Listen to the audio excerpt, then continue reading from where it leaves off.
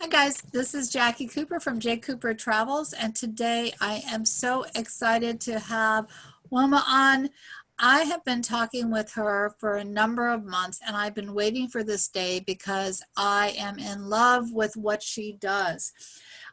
Wilma actually is an entrepreneur that has many hats, which we're going to talk about today, but she makes baklava, and I just love it.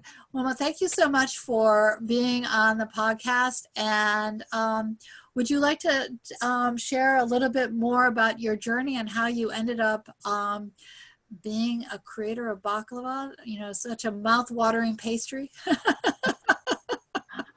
Well, first of all, thank you, Jackie, for asking me to be on your podcast. You honor me by the request. My business, it's actually been a bit of a journey with the baklava. My husband is Greek. I am not. I am kind of what older people call a Heinz 57.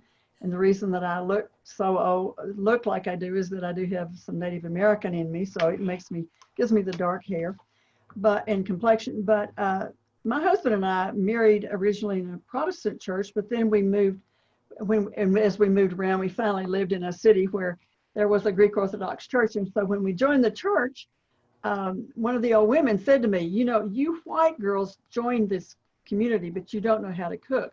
Well, I was a homemaking teacher, for crying out loud. I knew how to cook. And I refused to let myself get insulted because Greek ladies are known for being very straightforward. So she says, you come to my house, I'll teach you how to cook. And I went to her home. The lady was using tablespoons, teacups, saucers, salad plates to measure ingredients. And she would say, now you mix it like this and you wait until it looks like that. And it really was an interesting example of how you see it coming. I told my husband as I was using the recipes, of course, his mother had taught me a lot about the Greek cooking, but he said, these are off the boat recipes, Wilma.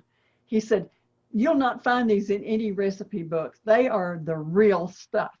And so I have a wonderful background of off the boat recipes, and my baklava is an off the boat recipe. I had been going to a little church that was close to here that was not an Orthodox church. And, it's one of those deals where you have church, or you have between church and Sunday school, there's a time whenever the adults get together, drink coffee, and we all bring our own little goodies. And so when it came my turn, I thought, okay, I'll just bring baklava. So I brought baklava. Well, one of the old Texas oil men around here, he came up to me, and he'd retired from the oil business, and he said, you need to sell that stuff. And I said, no, I don't. This was not a commercial venture for me. And he said, you need to sell it. And I'm taking what's left and sending it to my friend down in Texas. Well, I get a call from the guy the next week, and he says, Wilma, honey, I'm sending you a check for $50, and I need some more of that baklava.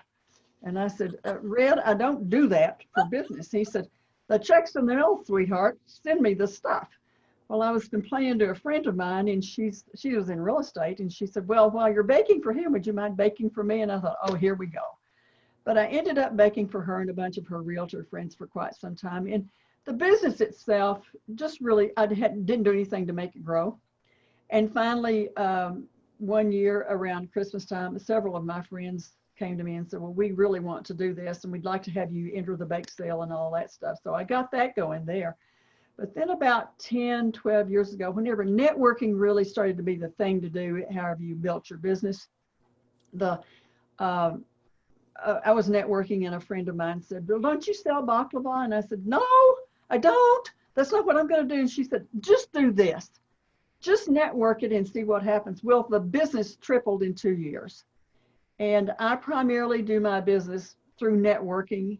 I don't do business with the people that do business with the health department because I'm a cottage industry. So therefore, I can't go to the supermarkets, the coffee shops, and all that kind of thing. Occasionally, I'll have caterers that I can sell to. But for the most part, I've built my own. I have email. I have an email customer bank.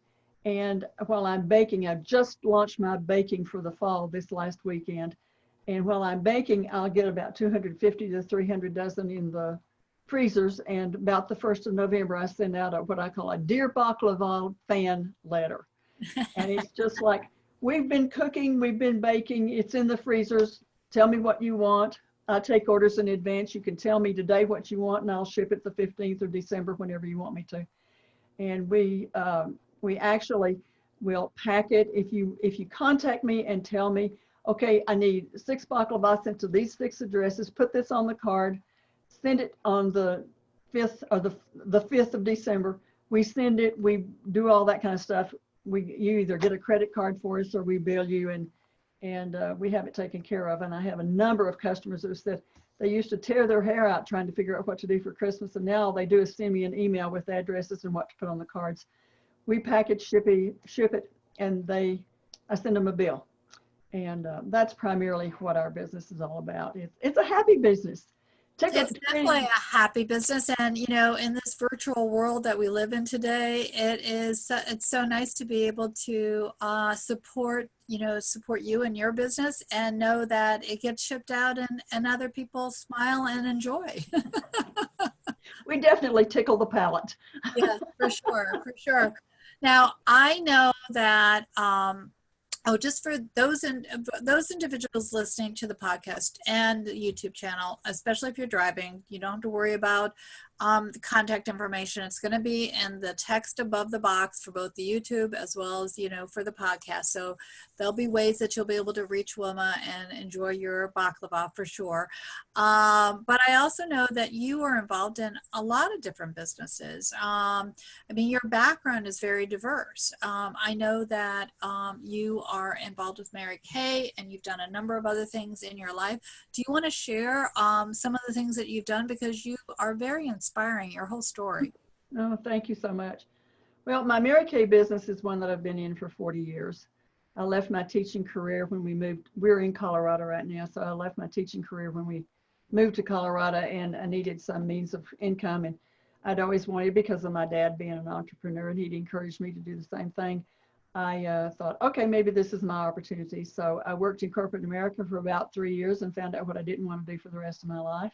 Yep. And decided to I was already a Mary Kay consultant, because that was what I started when we moved here.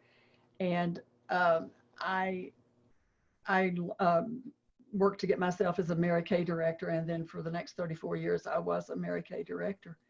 And I'm one of those that I just believe if you're going to do it right. So I've been in the court of sales with the national Mary Kay for the last 29 years. And it's been so good for our family, because it's been the stabilizing factor, believe it or not. People say, oh, that's one of those home party things, or that's network marketing. Well, you can call it what you want to.